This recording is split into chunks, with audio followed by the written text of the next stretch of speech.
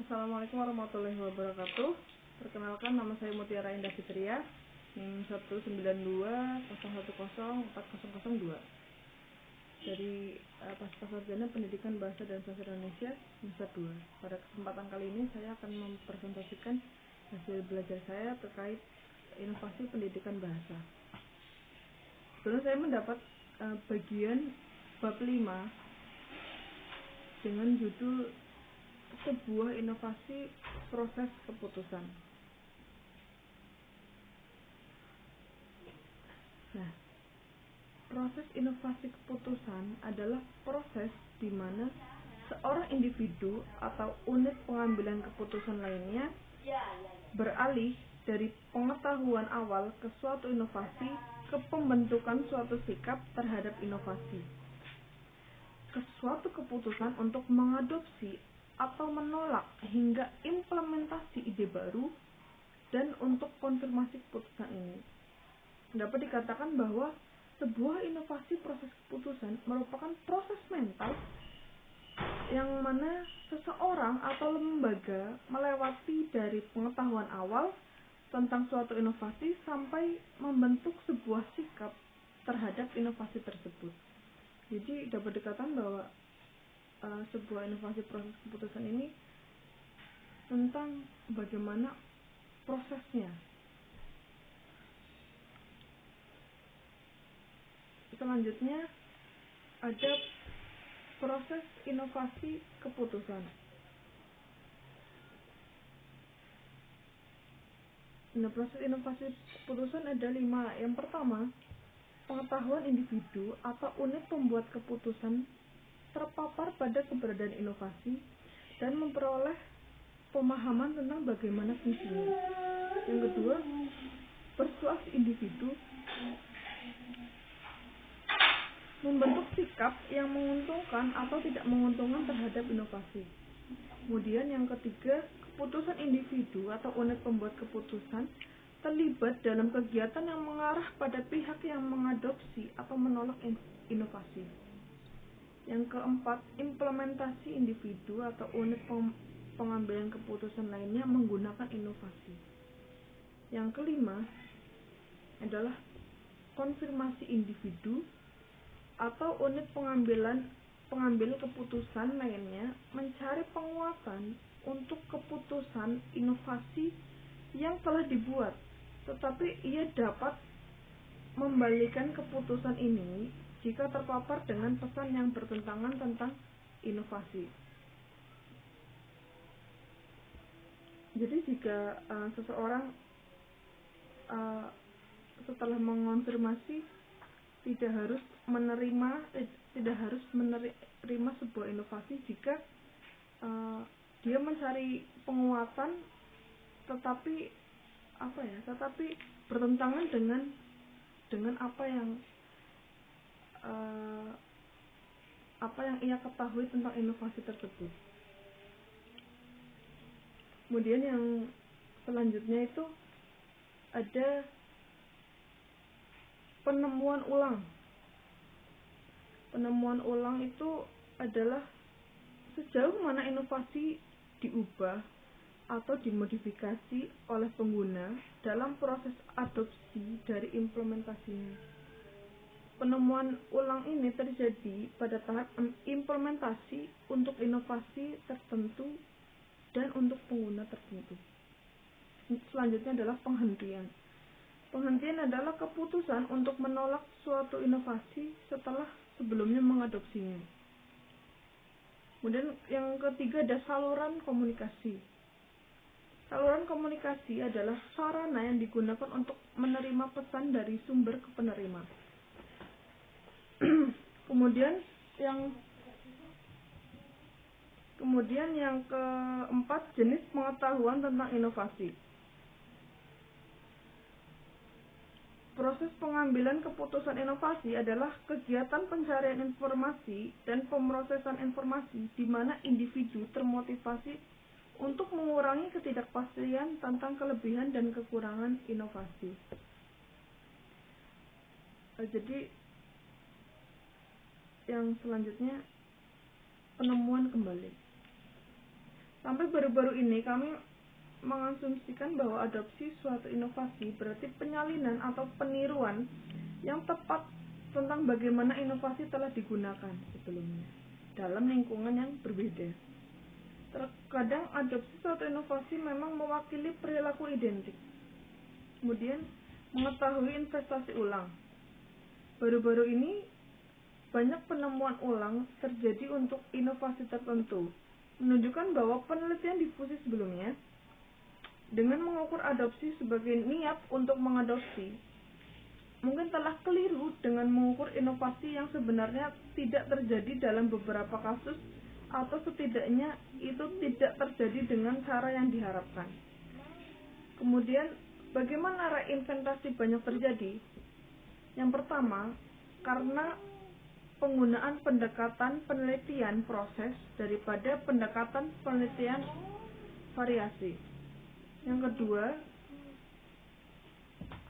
untuk fokus mereka pada tahap implementasi dalam proses keputusan inovasi untuk staf yang berbeda. Kemudian ada reinventasi bukan selalu buruk. Mengapa? Karena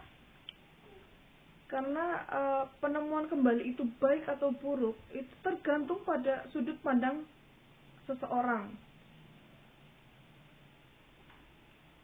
Kemudian selanjutnya ada mengapa reinventasi terjadi.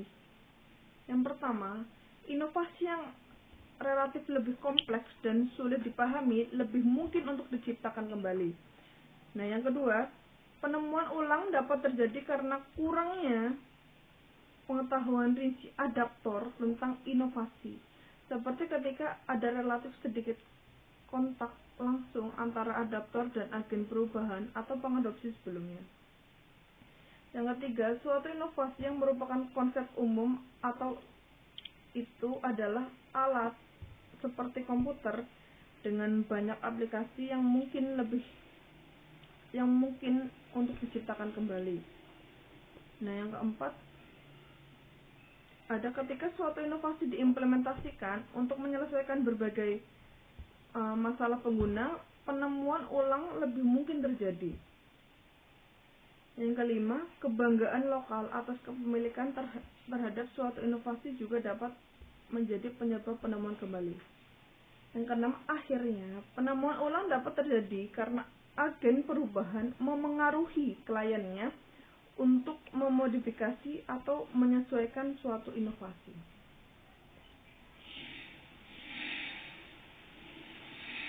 Selanjutnya adalah model proses inovasi keputusan. Jadi dalam makalah saya ada 3 rumusan masalah, dan yang pertama ini adalah model proses inovasi keputusan.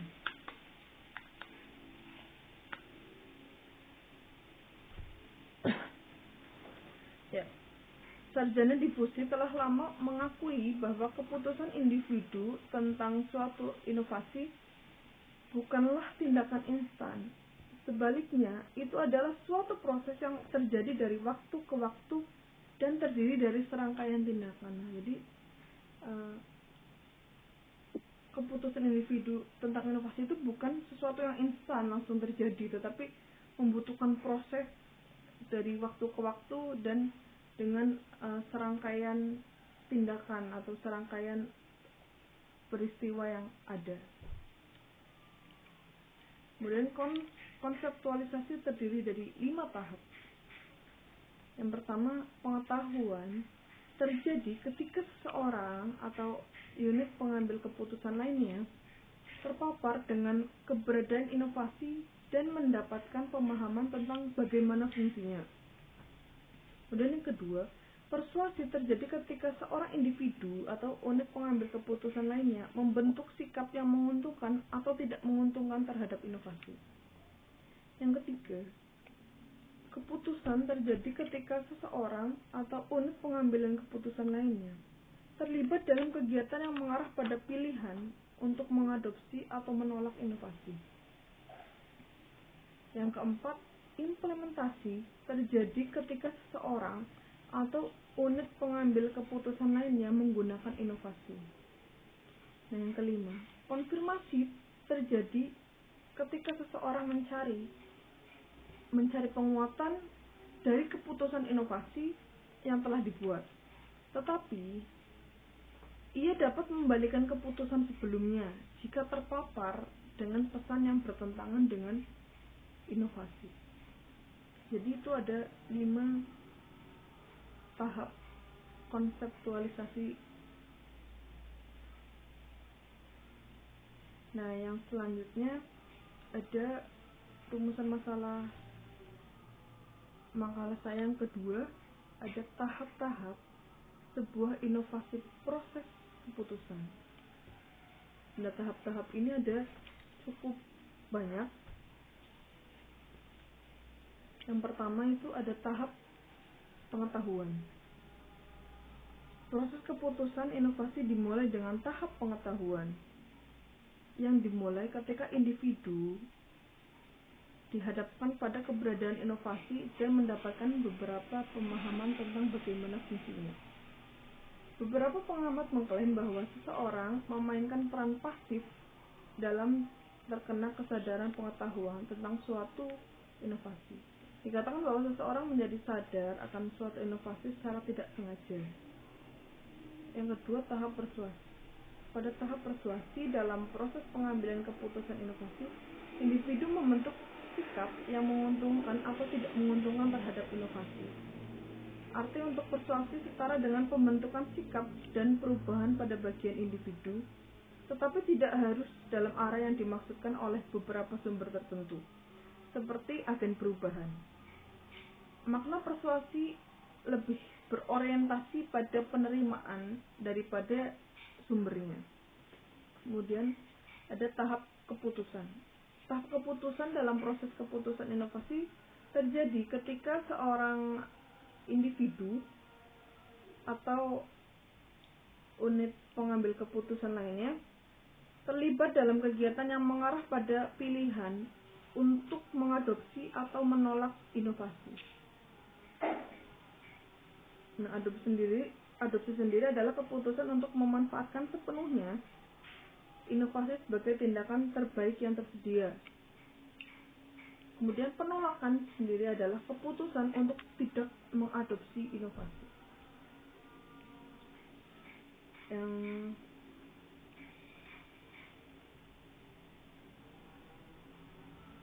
Yang selanjutnya adalah tahap implementasi. Implementasi terjadi ketika seorang individu atau pengambil keputusan menggunakan inovasi. Sampai tahap implementasi, proses inovasi keputusan telah menjadi latihan mental yang ketat. Tetapi implementasi melibatkan perubahan perilaku yang terang-terangan karena ide baru sebenarnya dipraktikkan. Kemudian akhir implementasi. Kapan tahap implementasi berakhir? Ini dapat berlanjut untuk jangka waktu yang lama, tergantung pada sifat inovasi sendiri. Tetapi akhirnya tercapai suatu titik di mana ide baru menjadi bagian yang dilembagakan dan diatur dari operasi yang sedang berlangsung oleh pengadopsi. Inovasi akhirnya kehilangan kualitasnya yang khas ketika identitas terpisah dari ide baru dan menghilang. Kemudian tahap konfirmasi. Pada tahap konfirmasi, individu atau unit pembuat keputusan mencari penguatan untuk keputusan inovasi yang telah dibuat. Tetapi ia dapat membalikan keputusan ini jika terpapar dengan pesan yang saling bertentangan tentang inovasi tersebut. Tahap konfirmasi berlanjut setelah keputusan untuk mengadopsi atau menolak untuk jangka waktu yang tidak terbatas. Kemudian selanjutnya ada disonansi. Nah, disonansi ini sendiri merupakan perubahan perilaku manusia sebagian dimotivasi oleh keadaan internal atau disonansi. Nah, keadaan pikiran yang tidak nyaman yang ingin dikurangi atau dihilangkan oleh individu. Ketika seorang individu merasa disonan, maka ia biasanya akan termotivasi untuk mengurangi kondisi ini dengan mengubah pengetahuan, sikap, dan tindakannya. Jadi dalam kasus perilaku inovatif, pengurangan disonansi ini dapat terjadi yang pertama ketika individu menjadi sadar akan kebutuhan atau masalah yang dirasakan dan mencari informasi tentang beberapa cara seperti inovasi untuk memenuhi kebutuhan ini. Kemudian yang kedua, ketika individu tahu tentang ide baru dan memiliki sikap untuk mendukungnya, tetapi belum mengadopsi. Yang ketiga, setelah inovasi keputusan untuk mengadopsi dan implementasi dari inovasi, ketika individu mendapatkan informasi lebih lanjut yang meyakinkan dia bahwa seharusnya tidak mengadopsi. Selanjutnya ada penghentian. Penghentian adalah keputusan untuk menolak suatu inovasi setelah sebelumnya mengadopsinya. Nah, tingkat penghentian yang agak mengejutkan ditemukan untuk beberapa inovasi. Selanjutnya ada perkenalan awal versus terlambat. Yang pertama, orang yang lebih dulu tahu tentang suatu inovasi memiliki lebih banyak pendidikan daripada orang yang tahu kemudian. Kemudian yang kedua ada orang yang tahu tentang inovasi memiliki status sosial yang lebih tinggi daripada orang yang tahu. Kemudian yang ketiga, pengenalan awal suatu inovasi memiliki lebih banyak eksposur ke saluran komunikasi media massa daripada pengenalan di kemudian hari. Kemudian ada yang keempat, pengenal awal dari suatu inovasi memiliki lebih banyak pemaparan ke saluran komunikasi antar pribadi daripada pengenalan yang lebih seru. Yang kelima, pengenal awal suatu inovasi memiliki lebih banyak kontak agen perubahan daripada pengenal lebih lanjut. Kemudian yang keenam ada orang yang mengetahui inovasi sebelumnya memiliki lebih banyak partisipasi sosial daripada yang tahu kemudian. Yang ketujuh, pengenal sebelumnya tentang suatu informasi lebih kosmopolit daripada pengenal lebih lanjut.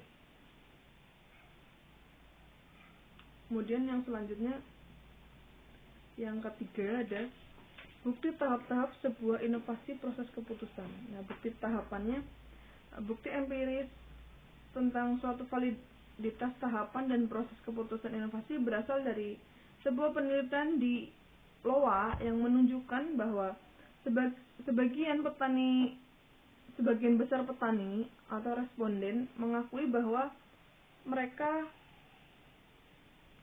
melalui serangkaian tahapan ketika mereka berpindah dari kesadaran pengetahuan ke keputusan untuk mengadopsi. Yang kedua ada jenis dan proses penelitian.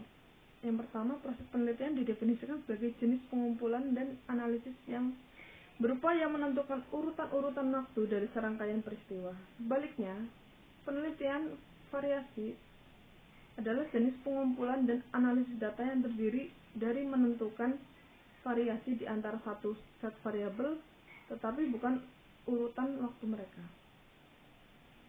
Yang ketiga, saluran komunikasi proses keputusan inovasi untuk Gamani. Nah, informasi yang menciptakan kesadaran-kesadaran tentang suatu informasi datang dari individu-individu dari sumber atau saluran komunikasi harus mencari secara aktif. Informasi tentang ide baru hanya dapat secara aktif dicari oleh individu. Selanjutnya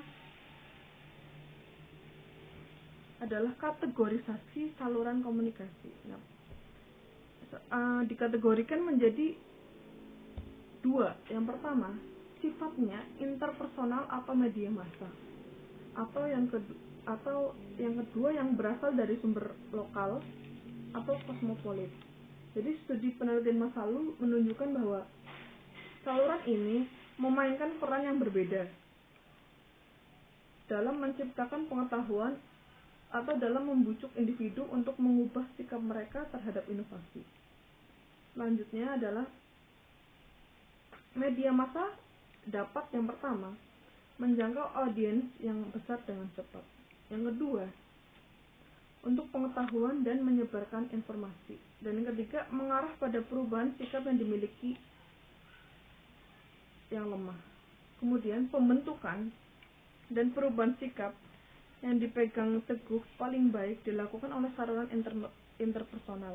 Saluran interpersonal melibatkan pertukaran tatap muka atau dua atau lebih individu. Nah, apa yang bisa dilakukan saluran antar pribadi terbaik? Nah, yang pertama, memberikan pertukaran informasi dua arah. Satu individu dapat mengamankan klarifikasi atau informasi tambahan tentang inovasi. Yang kedua, membujuk seseorang untuk membentuk atau mengubah sikap yang dipegang teguh. Nah, peran saluran inovasi interpersonal ini sangat penting dalam membujuk seseorang untuk mengadopsi suatu inovasi. Selanjutnya, media massa versus saluran interpersonal. Jadi, pentingnya saluran interpersonal dan media massa dalam proses keputusan inovasi pertama kali diselidiki dalam serangkaian penelitian dengan petani dan kemudian sebagian besar dikonfirmasi dengan suatu jenis responden lainnya. Dan saluran kosmopolit versus lokal. Saluran kosmopolit relatif lebih penting pada tahap pengetahuan dan saluran lokal relatif lebih penting pada tahap persuasi dalam proses pengambilan keputusan inovasi. Kemudian saluran komunikasi berdasarkan kategori adopter. Saluran media massa relatif lebih penting daripada saluran antar pribadi untuk pengadopsi sebelumnya daripada pengadopsi selanjutnya. Pengadopsi kemudian tidak perlu terlalu bergantung pada saluran media massa karena banyak baik pengalaman internasional lokal lebih terakumulasi dalam sistem mereka pada saat mereka memutuskan untuk mengadopsi. Nah, yang terakhir, periode inovasi keputusan. Nah, periode keputusan inovasi adalah lamanya waktu yang diperlukan untuk melewati proses keputusan inovasi. Nah, waktu yang berlalu dari kesadaran pengetahuan tentang inovasi hingga keputusan bagi seorang individu diukur dalam hitungan hari, bulan, atau tahun. Kemudian tingkat pengetahuan dan tingkat adopsi. Memperpendek periode keputusan inovasi adalah salah satu metode utama untuk mempercepat difusi suatu inovasi yang menggambarkan keterkaitan terhadap kesadaran pengetahuan, tingkat adopsi, dan periode keputusan inovasi. Panjang periode menurut kategori adopter ada dua. Yang pertama, mereka menggunakan sumber dan saluran yang lebih akurat secara teknis. Yang kedua, mereka menempatkan kredibilitas yang tinggi dalam sumber-sumber ini daripada individu rata-rata. Nah, sekian presentasi dari saya, kurang lebihnya mohon maaf.